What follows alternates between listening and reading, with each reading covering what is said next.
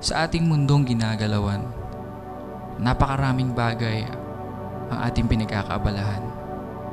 Minsan ang mga bagay na ito ang nakaaagaw ng atensyon natin. Kung kanino ba nanggaling ang lahat ng ito. Minsan nasasayang ang ating pera, ang ating lakas, ang ating panahon, at lahat ng meron tayo.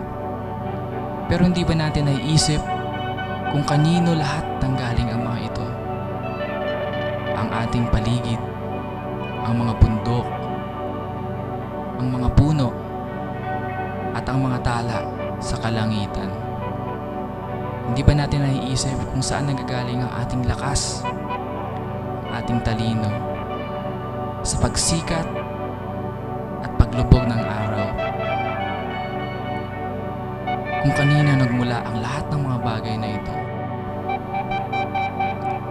Napagnilay-nilayan mo na ba na ang gumawa ng lahat ng bagay, ang nagbigay at nagbibigay ng mga ito, ay ang Diyos na makapangyarihan?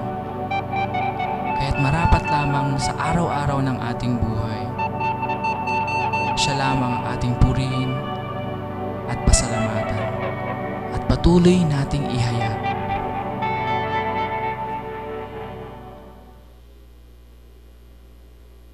Itataas kita.